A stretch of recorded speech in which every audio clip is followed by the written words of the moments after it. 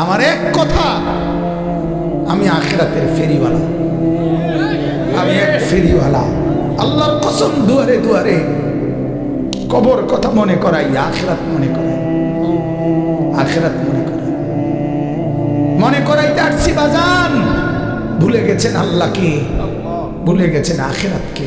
শুধু এই কথাটা মনে করাইতে আসছি। শুধু একটা জিনিস বলেন, বোঝার জন্য বলি। এই যে কাগজ, এই পোস্টারটা, এটা একটা পিঠ, এটাও একটা পিঠ। কথা বলেন ঠিক না?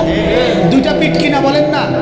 আপনাদেরকে মনে করাইতে আসছি। আল্লাহ বলছে ইয়ালামুনা যাহিরাম মিনাল হায়াতিদ দুনিয়া ওয়া হুম আনিল আখিরাতি হুম গাফিলুন।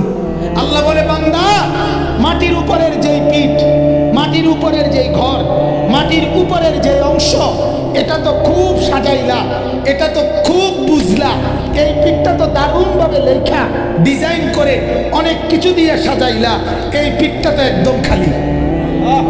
আল্লাহ বলেন, জমিনের উপরের যেই ঘর, সেই ঘরে তো সোফা, খাট, পালং, ফার্নিচার, ওয়াল, বাউন্ডারি, দরজা, জানালা, টাইলস, গ্রিল, অ্যাসেসরি সব দিয়ে বান্দা জমিনের উপরের ঘর তো সাজাইলা।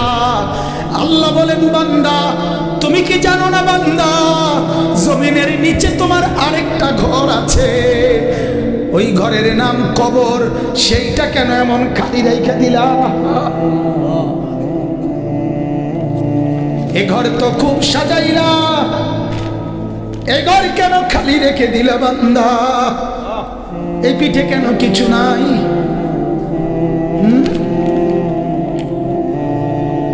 বলেন, ভাবেন আধা মিনিট, জমিনের উপরের ঘর কেমন সাজাইলেন, জমিনের নিচের ঘর কবর কেমন সাজাইলেন। এবার আল্লাহ বলেন, বান্দা, যে ঘর তুমি জমিনের উপরে সাজিয়েছ, আমি মাওলা বলছি বান্দা, এই সবটা সাজগোজ মিলে যা করছো, এটা মূলত খেলনা। কি খেলনা? ওমা হাদিহিল হায়াতুদ দুনিয়া ইল্লা লাহবুন ওয়া লাইব। আল্লাহ বলেন, দুনিয়ার জীবন, মাটির উপরে এই জিন্দেগি, 60 বছরের এই জিন্দেগি, এটা তো আমি বানাইছি। আমি কে? আসমান কে বানিয়েছে? জমিন কে বানিয়েছে? এ দুইয়ের মাঝখানে যা কিছু, এগুলো কে বানিয়েছে? আল্লাহ বলেন, বানাইছি আমি। কাজে জানিও তো আমি, যে বানাইছে সেই তো জানে কি বানাইছে। ঠিক কিনা বলেন? কথা বলেন তো। বানানেওয়ালা আল্লাহ, তিনি বলেন আমি বানাইছি, এটা খেলনা। আর আমনে কন্যা এটাই আসল। পাগল কারে কয়? বেকুব না তুমি? কথা বলেন না কেন? মালিক বলে এটা কি বানাইছি? খেলনা। এতে কয় না এটা আসল, না এটাই আসল, এটাই আসল। আল্লাহ বলে আমি বানাইছি খেলনা। আসমান আমার খেলনা, জমিন আমার খেলনা, চন্দ্র সূর্য আমার খেলনা। এজন্য একদিন ইসরাফিলকে ফু দিব, খেলনা ঘর ভেঙে ফেলব। ইজা সামাউন ফাতারাত, আসমান ভেঙে ফেলে দিব, তারকারাজি ফেলে দিব, জমিন রেজা রেজা বানায় ফেলব, পাহাড় তুলার মতো উড়ায় ফেলব, সাগর নদীর পানিগুলো সব উত্তপ্ত টকবকে পানির মতো উথরাইয়া সব আমি বাষ্প বানায় ফেলবো, কিচ্ছু থাকবে না।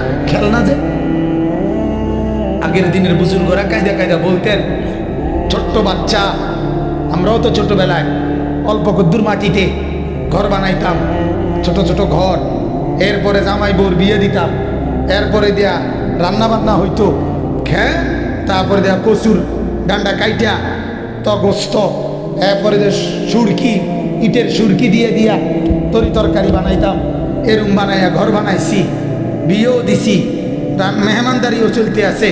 কিছুক্ষণ পরে মা ভিতর থেকে ডাক দিছে, আনিস এদিকে আয়। একটা টান দিয়া সব হালাইয়া দিয়া মার কাছে দৌড় দিয়ে চলে গেছি। কেন ভেঙে ফেললাই ঘর? এই যে খেলনা যে। রব্বুল আলামিন বলে, 60 বছরে যা সাজাইলা, আমি একদিন মালাকুল মউতকে পাঠিয়ে আমি ডাক দিব, আনিস চলে আয়। তো খেলনার সব কিছু রেখে তুমি একাই চলে আসবা। একাই। সোফাও সঙ্গে আসবে না, খাট পালং সঙ্গে আসবে না।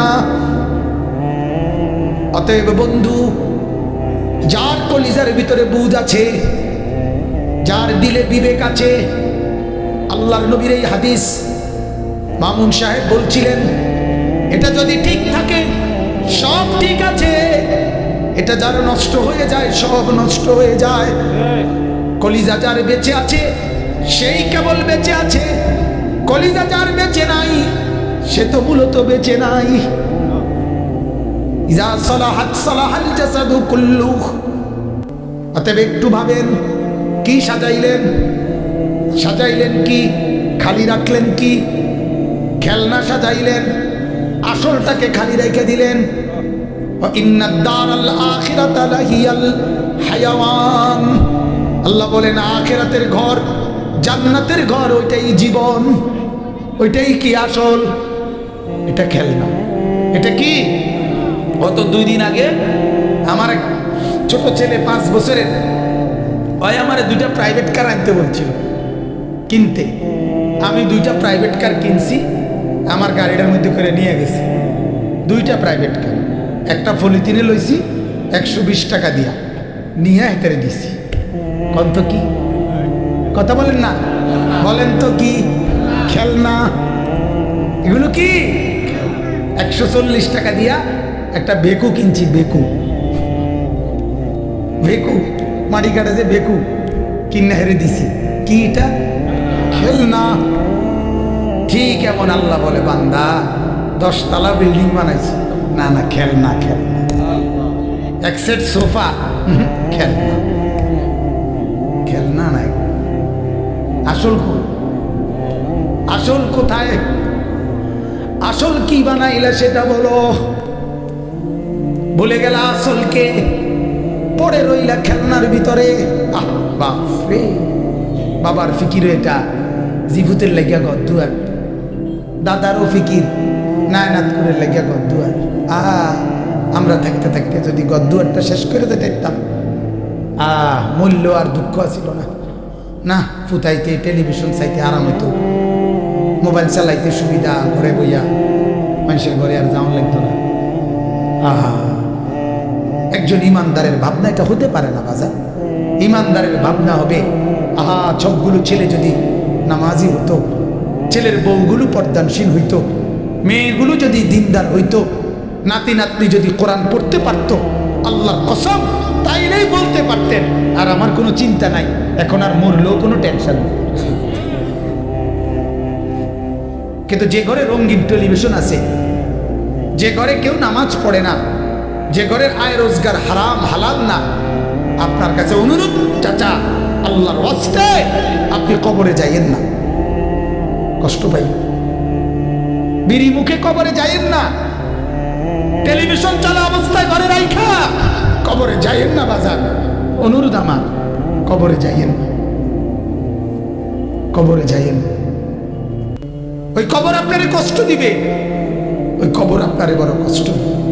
আল্লাহ আমাদেরকে বুঝার তৌফিক দান করুক, আল্লাহ আমাদেরকে কবুল করুক। আমার ভাই, আজ আমরা ওই যে বললাম, আজ আমরা হেরে গেলাম, আজ আমরা হেরে গেছি। আমাদেরকে মুখোমুখি যুদ্ধে কাফের বেঈমান পরাজিত করতে পারেও নাই, পারবেও না। কিন্তু আমরা হেরে গেছি মনস্তাত্ত্বিকভাবে, মানসিকভাবে হেরে গেছি, মন মগজে, মন চিন্তা চেতনায় হেরে গেছি।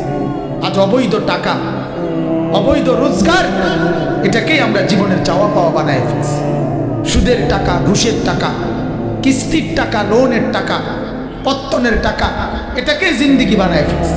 কারণ টার্গেট একটাই, হারাম হোক হালাল হোক, জায়েজ হোক না জায়েজ হোক, মানুষের মাথার বাড়ি দিয়া হোক, যেমনে পারি আমাকে দুনিয়ার টার্গেট ফুরাইতেই হবে, ঘরের কাম শেষ করতেই হবে, এই জমি 10 শতক কিনতেই হবে, ফার্নিচার অলংকার ব্যবস্থা করতেই হবে। অতএব এটা যেহেতু আমার জিন্দিগির টার্গেট, সিদ্ধান্ত, অতএব টাকা হালাল হোক হারাম হোক আমার লাগবে, এটা না?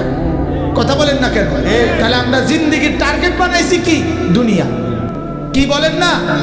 অথচ না, এক ইমানদারের জিন্দেগির টার্গেট দুনিয়া না, আমাদের জিন্দেগির টার্গেট আখিরাত, আমাদের জিন্দেগির টার্গেট জান্নাত, আমাদের জিন্দেগির টার্গেট আল্লাহ পাকের দিদার, আমাদের জিন্দেগির টার্গেট নবীজির সুপারিশ, আমাদের জিন্দেগির টার্গেট নবীজির হাউজে কাউসার, আমাদের জিন্দেগির টার্গেট নবীজির সাথে জান্নাতুল ফেরদাউসের মেহমান হওয়া। এটা টার্গেট, এটা টার্গেট। কথা বুঝছে? অতএব এই ফিকিরে নিজের বিবেক খাটান। আমার অনুরোধ, এবার আয়াতগুলোর তর্জমা বলি। আল্লাহ তাআলা এখানে, আমি কোরআনুল কারীমের এই আয়াতের তর্জমাগুলো বললেই আমার কথা শেষ। 13 নম্বর পারা, কোরআনুল কারীমের 13 নম্বর সূরা। সূরাটার নাম হলো সূরা রাদ।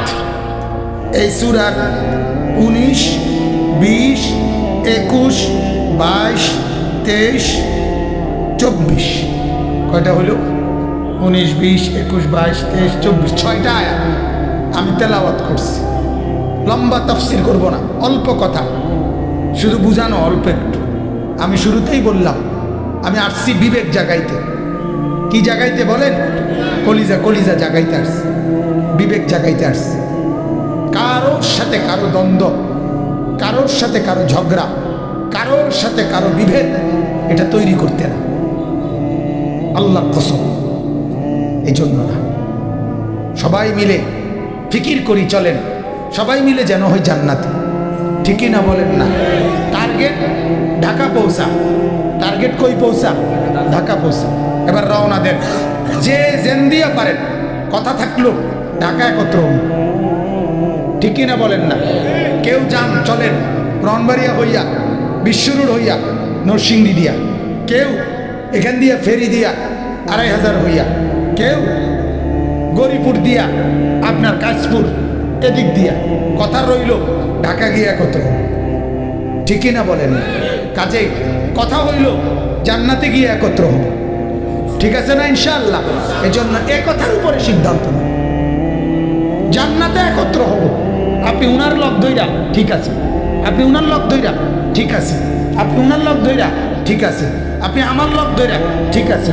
কথা রইল একত্রে 4 জন চলতে থাকি, যেন মিলিত হই জান্নাতে। কথা বুঝছেন না?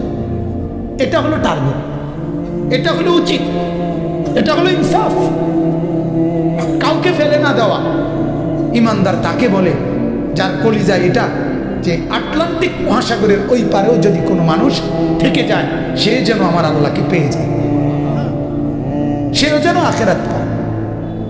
আমরা কিতাবে পড়ছি, নবীজির একজন সাহাবী উকবা ইবনে নাফি রাদিয়াল্লাহু তাআলা আনহু, তিনি ইসলাম প্রচার করতে করতে আফ্রিকা শেষ করে এরপরে আটলান্টিক মহাসাগরের পাড়ে গিয়ে উনি মানুষদেরকে জিজ্ঞাসা করছে, শেষ আপনাদের জানা মতে আর এই সাগরের ওই পারে মানুষের কোনো অস্তিত্ব আছে কিনা?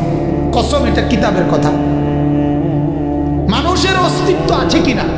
তখন হযরত উকবা ইবনে নাফিকে মহল্লাবাসী বলল যে মানুষের অস্তিত্ব তো দূরে থাক, এই সাগর অথই মহাসাগরের ওই পারে মাটি আছে কিনা এটাই আমাদের জানা। মানুষ তো নাই, মাটিও জানা মতে। এরপরে আশ্চর্য শুনেন, ওই সাহাবী উকবা ইবনে নাফি নিজের ঘোড়া, যেটার মধ্যে উনি ছিলেন, এই ঘোড়ার সামনের 2 পাও, কিতাবে লিখছে উনি পানিতে, আটলান্টিক মহাসাগরের পানিতে ভিজাইছেন, পাও দুটোটা ভিজাইয়া চুবাইয়া। এরপরে আল্লাহর কাছে হাত তুলে বললেন, আল্লাহ, তোমার এই বান্দারা সাক্ষী দিছে আটলান্টিক মহাসাগরের ওই পারে ওইখানে আর মাটি নাই, আর মানুষের অস্তিত্ব তাদের জানা মতে নাই। মাওলা, তোমার কসম করে বলি, আমি ইসলামের দাওয়াত দিতে দিতে এই পর্যন্ত আসছি। মাওলা, আল্লাহ আপনার কসম, যদি আপনার একটা বান্দা বলতো, যে একজনও যদি বলে যে ওই পারে আমার জানা মতে একটা লোক আছে, আল্লাহ আপনার কসম, আমি ঘোড়ার পাও মাটি পানিতে চুবাইয়া বুঝাইলাম, আমি ওই একটা লোককেও কালেমার দাওয়াত দিতে যেতে প্রস্তুত আছি মাওলা, কিন্তু ওরা বলছে আর নাকি লোক নাই, এই জন্য থেমে গেলাম, নাই তো আমি যেতাম। এই হলো ইমানদারের মিশন, এই হলো মুসলমানের মিশন। আজ লাখ লাখ যুবক নামাজ পড়ে না বাপ, এদেরকে কে নামাজি বানাবে? ফেরেশতারা এসে, ঠিক না? কে বানাবে? আজ হাজারো মা বোন বেপর্দার উৎসব বহায় দিচ্ছে, এদেরকে দিনদার পর্দানশীল কে বানাবে? বলে কেউ ফিকির না করলে হবে? এমনি এমনি এ সমাজ এমনি বদলে যাবে? লক্ষ লক্ষ যুবক মদ, গাঁজা, ইয়াবা, ফেন্সিডিল, মাদকাসক্ত কি পরিমাণ! বাংলাদেশের কোন ইউনিয়ন এখন আছে যেখানে মাদকাসক্ত নাই, নেশাখোর নাই? আশ্চর্য! আমরা এত বড় ভাগ্যবান দেশে বসবাস করি, আমরা ভাগ্যবান। আমাদের দেশের বুদ্ধিজীবীরা গত এক সপ্তাহ আগে বাংলাদেশের শ্রেষ্ঠ বুদ্ধিজীবীরা কিছু বুদ্ধি দিছে, সরকারের কাছে বুদ্ধি পেশ করছে যে বাংলাদেশের সমস্ত দোকানপাটে আপনার সর্বত্র, শুনছেন না, এটা খোলামেলা, সবখানে মদের যত জিনিস স্বাভাবিকভাবে বিক্রয়ের অনুমতি দেওয়া হোক, যাতে খোলামেলা বিক্রয় করিলে এরপরে কিনতে গিয়া শর্মে আস্তে আস্তে কিনতো না, নেশা কমে যাবে। অসাধারণ বুদ্ধি, অসাধারণ! কি বুদ্ধি বাপ! মানে কি কইতাম আর, এরকম একজন বুদ্ধিজীবীরা আমরা এনে যদি খাড় করে দেখতাম যে আপনি বুদ্ধিটা কর মানুষের দ্বারা কসেনি করতে চান, আপনি বুদ্ধির একটা মাহফিলে খাড়াইয়া বুদ্ধিটা কর চান যে জুতা জাগার থাকেনি কারো কোনো জনগণের জুতা যেতে খায় তে কব আমি আগে ফিরত খাইলে খাইছি মত, তুই কি তারে কইলি? এরা বুদ্ধিজীবী। বলেন নাউজুবিল্লাহ, বলেন নাউজুবিল্লাহ। তার এই জন্য বাপ এই সমাজকে বদলাইতে হবে, আর বদলানোর একটাই মাধ্যম কোরআন, রাসূলুল্লাহর সুন্নাত, নবী পাকের হাদিস, আল্লাহ এবং তার রাসূলের, এটাই আমাদের জন্য। এছাড়া পরিবর্তনের আর কোনো মাধ্যম নাই। আল্লাহ আমাদেরকে তৌফিক দান করুক, বলেন আমিন। জি, এরপরে দেখেন, চলেন তরজমা আমরা পড়ি। আল্লাহ পাক রব্বুল আলামিন বলতেছেন, আফামান ইয়ালামু আন্নামা উনজিলা ইলাইকা মির রাব্বিকাল হক কামান হুয়া আ'মা। খুব মনোযোগ দিয়ে শুনুন কোরআন। আল্লাহ তাআলা বলেন, ও নবী, দুইজন লোক, আমি আল্লাহ তাআলা তাদের পার্থক্য বলতেছি। একজন যে এই কথা পূর্ণ জানে, বোঝে যে আমি আল্লাহর পক্ষ থেকে আপনি রাসূলের উপরে যা কিছু নাজিল করা হলো তাই একমাত্র সত্য, তাই একমাত্র সঠিক। কথাটা বুঝছেননি? এই কথাটা যে জানে এবং কি বোঝে, আরেকজন এই কথাটা জানে এবং বোঝে না। আল্লাহ তাআলা বলেন, জিজ্ঞাসা করতেছে, বলেন তো এই দুইজন কি সমান? কথা বলেন না, এই দুইজন সমান? প্রশ্নটা বুঝছেননি আপনি? এটা কিন্তু একটা প্রশ্ন আল্লাহ, যে একজন লোক এই কথাটা জানে, বোঝে যে যা কিছু আমি আল্লাহ আমার বন্ধুর উপরে, নবীর উপরে নাজিল করেছি, বলেছি, এটাই একমাত্র সত্য, এটাই সঠিক। এটা যে জানে, বোঝে, আর এটা যে জানে না, বোঝে না, এ দুইজন কি সঠিক? সমান? সমান? এটা সমান। আল্লাহ তাআলা বলেন, এই দুইজনের পার্থক্য কি? আল্লাহ তাআলা বলেন, একজন চক্ষুষ্মান, আরেকজন অন্ধ। সোজা আয়াত, কামান হুয়া আ'মা। আমি আল্লাহ আপনি রাসূলের উপরে যা প্রেরণ করলাম, এটাকে যে বোঝে নাই, এটাকে যে মানে নাই, এটাকে যে চিনে নাই, সে মূলত চোখ নাই, সে অন্ধ। আর যে বুঝছে, মানছে, সেই মূলত চোখওয়ালা। আল্লাহ তাআলা বলছে এই দুইজনের পার্থক্য। এজন্যই তো আমি বললাম যে আপনি আপনার পার্থক্য বলেন। আপনার কপালে সেজদা নাই, আপনার সাথে জানোয়ারের পার্থক্য বলেন। আপনার জিন্দেগিতে নবীর তরিকা নাই, আপনি চোখে দেখেন, এ কথা প্রমাণ করেন। এজন্য কোরআনুল কারীমের মধ্যে আছে, ওয়ামান আ'রাদা আন যিকরি ফাইন্না লাহু মাঈশাতান দানকা ওয়া নাহশুরুহু ইয়াওমাল কিয়ামাতি আ'মা। কোরআনের আয়াত। আল্লাহ তাআলা বলে, আমার থেকে যে বিমুখ, আমার দিন থেকে যে বিমুখ, আমি আল্লাহর শরণ থেকে যে বিমুখ, আমাকে যে ডাকে নাই, আমি আল্লাহ তাআলা তার দুনিয়ার জীবন সংকীর্ণ বানিয়ে রাখবো। তার পেরেশানি যাবে না। রাজপ্রাসাদের আমার তো পরিষ্কার দাবি, আমাদের ঢাকা শহরের আলিশান ভবন বিল্ডিংগুলোতে যে পরিমাণ সারা রাত পেরেশানি, অস্থিরতা, দুঃখ আর বেদনার কান্না, ভেতরে ডুমরে গুমরে মরে, আমার দেশে খেটে খাওয়া দিন মজুরে তার লক্ষ কোটি ভাগের এক ভাগ পেরেশানিও তাদের নাই। দিন মজুরের পেরেশানি নেই। আমি চিনি, আমাদের কাছে অহরহ বড় বড় শিল্পপতি পয়সাওয়ালা দোয়া চায় মোবাইল। ওই যে আম্বু ওয়াজ এই মোবাইলগুলোতে ওই যে এগুলো দিয়ে শোনে, এখন শোনার কারণে অহরহ কাইটা কাইটা দোয়া চায়। এক একজনের পেরেশানি বললে নিজের কাছে আফসোস লাগে, যাহা এত বড় কোটিপতি এত অসুবিধায় আছে, কাঁদে। আবার একজন ভদ্রলোক বলছে, হুজুর দোয়া করবেন, আমি একটু ঋণী আছি। হ্যাঁ, বড় শিল্পপতি, 7,000 কর্মচারী ওনার, 7,000 কর্মচারী ওনার কোম্পানি। আমি বললাম কয় টাকা ঋণ, মানে দোয়া এমনি কইলাম, আরে আমার ঘনিষ্ঠ মানুষ, হুজুর 900 কোটি, 900 কোটি টাকা ঋণ লোন।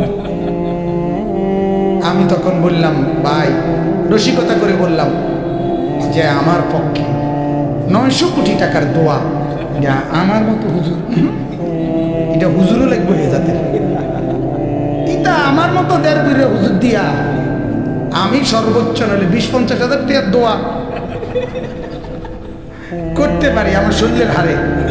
কিন্তু আমি 900 কোটি টাকার দোয়া করতে যে পরিমাণ মোড়া তাজা হুজুর দরকার, ওই যে দেওয়ান বাগিয়া ছিল যে রুম, তার মতো এরুম যদি একটা শৈলওয়ালা